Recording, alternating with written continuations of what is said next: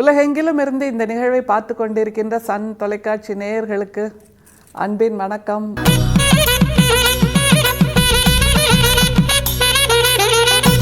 வள்ளல் பெருமானுடைய உரைநடைக்கான நேரம்.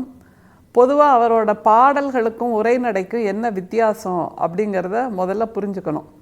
பாடல்களில் தன்னுடைய வாழ்க்கை அனுபவங்களை வைத்து நமக்கு பல தத்துவங்களை சொல்கிறார் வள்ளல் பிரான். உரைநடையில் உலகத்துக்கே பொதுவான விஷயங்களை பற்றி பேசுகிறார். தன்னுடைய அனுபவங்கள் என்பதை தாண்டி உலக அனுபவங்களைத்தான் நிறைய உரைநடையாக எழுதியிருக்காரு, நமக்கு கொடுத்துருக்காருங்கிறது நமக்கு நிறைய முறை நம்ம பார்த்துருக்கோம். இன்றைக்கி நாம் பார்க்க போகிற பற்றியும் அந்த மாதிரி ஒரு பொதுவான தத்துவத்தை தான் பேசுகிறார், பொதுவான உணர்வைத்தான் பேசுகிறார். பொதுவாக நமக்கெல்லாம் மூக்கு மேலே கோவம் வரும் தெரியுமா? மூக்கு நுனியில் உனக்கு எப்போவும் கோவம் நின்றுக்கிட்டே இருக்குமா அப்படின்னு கேட்பாங்க. அந்த அளவுக்கு மூக்கு செவந்து போகிற அளவுக்கு கோவம் வந்துடும் எல்லாருக்குமே. தப்பாக ஏதாவது கேட்டுட்டா அல்லது நம்மளை எரிச்சல் முட்டுற மாதிரியெல்லாம் கேள்வி கேட்டுட்டா முதல்ல முணுக்குன்னு வர்றது என்னதுன்னா கோபம்தான். அந்த கோபம் வருவதை கூட சில பேர் பெருமையாக பேசிப்பாங்க, எனக்கெல்லாம் சட்டுன்னு கோபம் வந்துடும் தெரியுமா அப்படின்னு. ஆனால் கோபமே படாமல் இந்த உலகத்தை மாற்றக்கூடிய வல்லமையும் வள்ளல் பிரான் போன்ற சித்தர்களுக்கு இருந்திருக்கிறது. ஏன்னா அவங்க நமக்கு எடுத்து சொல்கிறாங்க இந்த கோபத்தால் என்ன பிரச்சனை, என்ன உடல்நல கேடு வரும் அப்படிங்கிறதையெல்லாம்.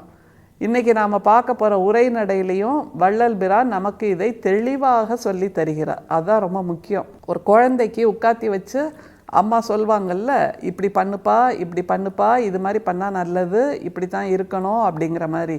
அந்த மாதிரி ஒரு தாயுமானவராக வள்ளல் பிரான் இந்த உரைநடை பத்தியில் நமக்கானதை சொல்லி தருகிறார்.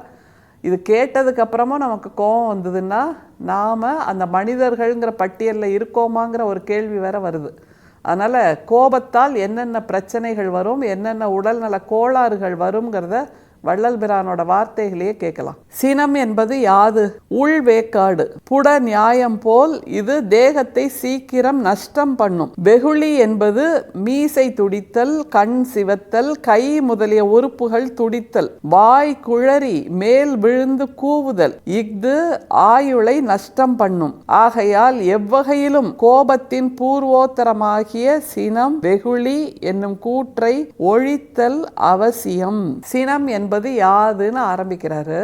ஒவ்வொன்றா சொல்கிறார் பாருங்க. ஒவ்வொரு வார்த்தையாக சினத்தோட அடர்த்தியான வார்த்தைகளை சொல்லி இதனால் இந்த பிரச்சனையெல்லாம் வரும், அதனால் நம்ம அதை விட்டொழிக்கணும் அப்படின்னு சொல்லும்போது இவ்வளவு தூரம் அக்கறையாக, மனித உணர்வுகள் மீது அக்கறையாக, மனித உயிரின் மீது அக்கறையாக, மனித ஆளுமையின் மீது அக்கறையாக இருக்கக்கூடிய ஒரு நண்பராக, ஒரு வெல்விஷராக நமக்கு வள்ளல் பிரான் தோன்றுகிறார்.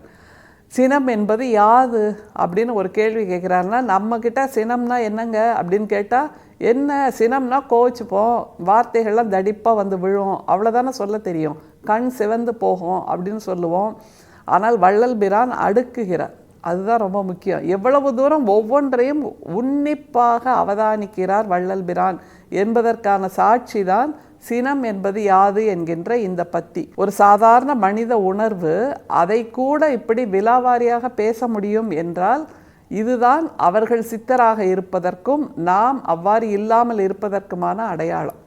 எல்லாவற்றையும் ஆழமாக யோசித்தல், அகலமாக யோசித்தல், பரவலாக யோசித்தல், இப்படியாக உயர்வாக யோசித்தல், இப்படியாக இருப்பதுதான் சித்தர்களின் அடையாளம். அதைத்தான் வள்ளல் பிரானும் செய்கிறார். அவரோட வார்த்தையிலே திரும்ப பயணிக்கலாம். சினம் என்பது யாது? உள்வேக்காடு. புட நியாயம் போல் இது தேகத்தை சீக்கிரம் நஷ்டம் பண்ணும். அது என்னது உள்வேக்காடு, புட நியாயம்? புடம் போடுறது அப்படின்னு சொல்லுவாங்க தெரியுமா? அழுக்கு துணிகளை துவைப்பவர்கள் துணியை வெள்ளாவியில் வைத்து சுத்தம் செய்வார்கள். அந்த மாதிரி செய்கிறது தான் புடம் போடுறது, உள்வேக்காடு. அதாவது அது ஒரு மிகப்பெரிய பானையாக இருக்கும், அதில் தண்ணி கொதிச்சிட்ருக்கோம், அதுக்குள்ளே துணியை போட்டு மூடி வச்சுருவாங்க. அப்போ அந்த கொதிக்கின்ற தண்ணீரில் அந்த துணியில் இருக்கக்கூடிய அழுக்குகள்லாம் போகும். ஆனால் இந்த கோபம்ங்கிறது என்ன பண்ணும் அப்படின்னா, அழுக்க போக்குமா அப்படின்னா அழுக்க போக்காது, இன்னும் அழுக்கை சேர்க்கும். அதனால தான் இது நஷ்டம் பண்ணும் அப்படிங்கிறாரு. புடம் போடுறது மாதிரி, புடம் போட்ட தங்கம் மாதிரி அப்படின்னு சொல்லுவோம். தங்கத்தை புடம் போட்டால் அது சுத்தமாக தூய்மையாகி இன்னும் அதிகமாக மின்னும். ஆனால் கோபத்தை நாம் நமக்குள் புடம்போட்டால் நாம் கருகி போவோம், நாம் துருப்பிடித்து போவோங்கிறத புரிஞ்சுக்கணும். அதனால் இந்த உள்வேக்காடு புடம்போடுதல் எல்லாம் தூய்மை செய்வதற்கான உபகரணங்கள். ஆனால் மனிதர்கள் மனசில் இந்த கோபம் என்கின்ற அந்த உணர்வு இருந்தால் அது உள்வேக்காடு வேக வைத்துவிடும், புடம்போட்டுவதை போல் கருக வைத்துவிடும் என்பதைத்தான் வள்ளல் பிரான் மறைமுகமாக சொல்லி தருகிறார். அடுத்து என்ன நடக்குங்கிற பட்டியல் கொடுக்குறார் பாருங்க. உள்வேக்காடு புட நியாயம் போல் இது தேகத்தை சீக்கிரம் நஷ்டம் பண்ணும். வெகுளி என்பது மீசை துடித்தல், கண் சிவத்தல், கை முதலிய உறுப்புகள் துடித்தல். என்னெல்லாம் நடக்கும்னு பட்டியல் கொடுக்குறாரு. மீசை துடிக்கும், கண் துடிக்கும், கை முதலிய உறுப்புகள் துடிக்கும். கோவம் வந்தவங்கள பார்த்தீங்கன்னா ஆத்திரம் கொண்டவனுக்கு புத்தியே இருக்காது அப்படின்னு நம்முடைய தமிழ் மண்ணில் சொல்லுவோம். ஆத்திரக்காரனுக்கு புத்தி மட்டு அப்படின்னு சொல்லுவோம். ஏன்னா கண்ணு மண்ணு தெரியாமல் முன்னாடி யார் இருக்கிறாங்க, அவங்களோட தராதரம் என்ன, அவங்க முன்னாடி இந்த வார்த்தைகளை எல்லாம் பயன்படுத்தலாமா, பேசலாமா, அவர்களுடைய உறவு நிலை என்ன, அவர்களுடைய மனநிலை என்ன, எதையுமே புரிஞ்சுக்காம வாய்க்கு வந்ததையெல்லாம் இஷ்டத்துக்கு பேசிடுறது தான் கோபப்படுபவர்களுடைய குணம்.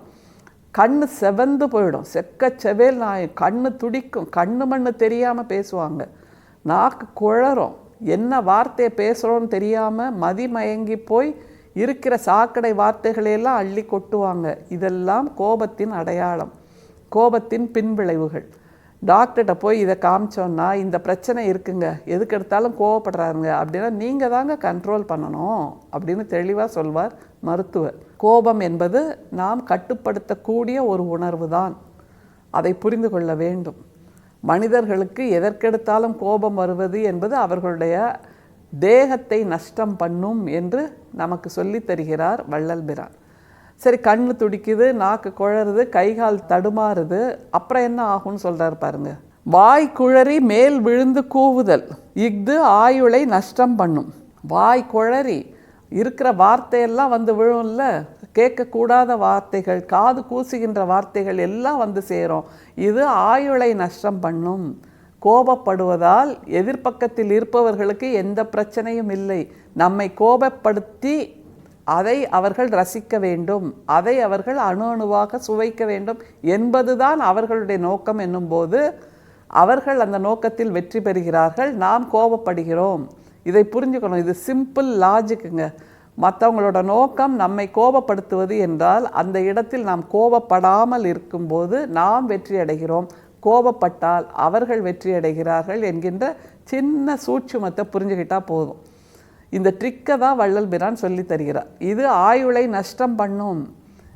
உண்மையிலேயே டாக்டர்ஸ் என்ன தெரியுமா சொல்கிறாங்க, கோவப்படும் போது உங்களோட பிபி ஏறுது, ரத்த ஓட்டம் ஏறுது, ஹார்ட் அப்படியே படபடன்னு துடிக்குது அப்படின்னா நாம் வாழ வேண்டிய 5 ஆண்டில் ஓராண்டு குறைந்து விடுகிறது என்பது தான் அர்த்தம்.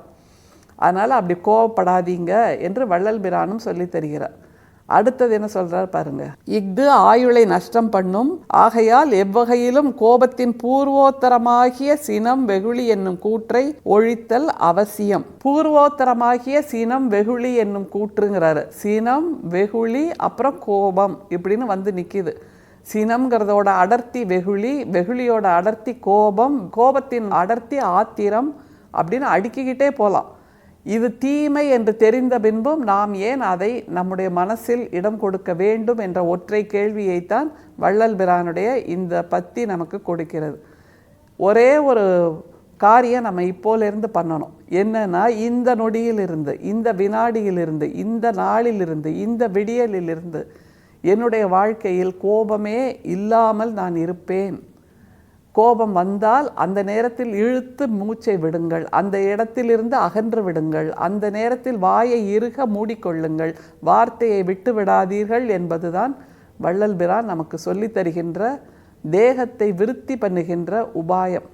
அது ஒன்றுதான் நம்மை அபாயத்திலிருந்து காப்பாற்றும் என்பதை புரிந்து கொள்ள வேண்டும். எனவே இன்றிலிருந்து நாம் அத்தனை பேரும் சினம், வெகுளி, கோபம் இது இல்லாத, ஆத்திரம் இல்லாத, ரௌத்திரம் என்பது வேறு. எனவே அதையும் இதையும் சேர்த்து குழப்பிக்கொள்ளக்கூடாது. கோபம் இல்லாத, ஆத்திரம் இல்லாத, வெகுளி இல்லாத, சினம் இல்லாத மனிதர்களாக மாறுவோம். அது ஒன்றுதான் வள்ளல் பிரானின் பத்தியை படித்திருக்கிறோம் என்பதற்கான அடையாளம். அருட்பெரும் சோதி, அருட்பெரும் சோதி, தனிப்பெரும் கருணை, அருட்பெரும் சோதி. மீண்டும் சந்திப்போம். நன்றி, வணக்கம்.